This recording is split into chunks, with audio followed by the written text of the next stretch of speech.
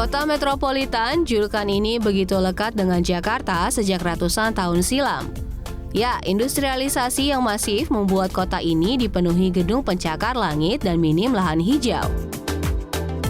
Cuaca terik di suhu 33-34 derajat Celcius makin terasa gersang dengan lingkungan ibu kota yang berisi lautan beton, pergerakan roda perekonomian Indonesia modern. Melipir sejenak dari panasnya Jakarta yuk, kita berteduh di kawasan Menteng, Jakarta Pusat.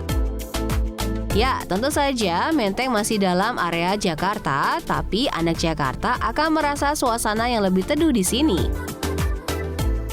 Selain karena ada Taman Menteng yang asri, kawasan ini juga memiliki banyak pepohonan tua berusia puluhan hingga ratusan tahun yang terlihat hijau dan rindang. Pepohonan tersebut tak hanya eksis di taman, tapi juga di perkarangan rumah-rumah elit ini.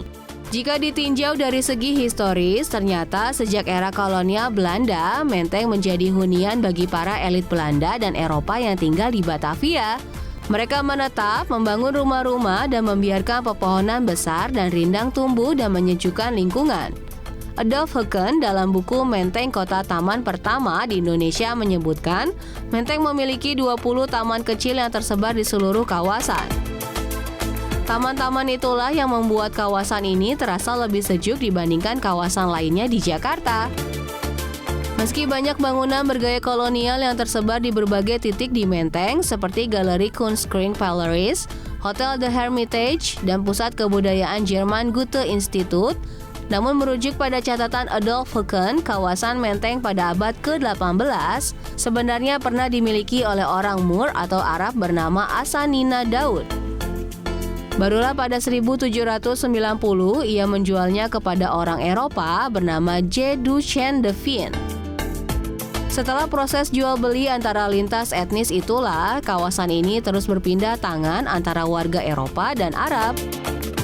Di awal abad ke-19 atau tahun 1815, Menteng tercatat dimiliki oleh Jacob P. Behrens dan pada pertengahan abad ke-19 kembali dimiliki seorang tuan tanah berdarah Arab.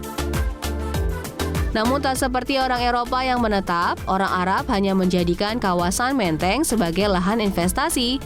Karena itu tak heran bangunan berlanggam Eropa dan keturunan orang Eropa lebih dikenal sebagai pemilik kawasan ini. Pasca kemerdekaan, Firman Lubis dalam buku Jakarta 1960-an mencatat, pada akhir 1950-an hingga 1960-an, warga keturunan Belanda masih terlihat banyak menghuni kawasan ini.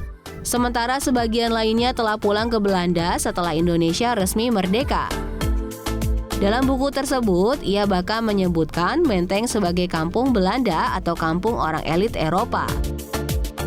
Rekam sejarah panjang itulah yang membuat kawasan Menteng hingga kini masih terasa lebih teduh dibanding kawasan lainnya di Jakarta.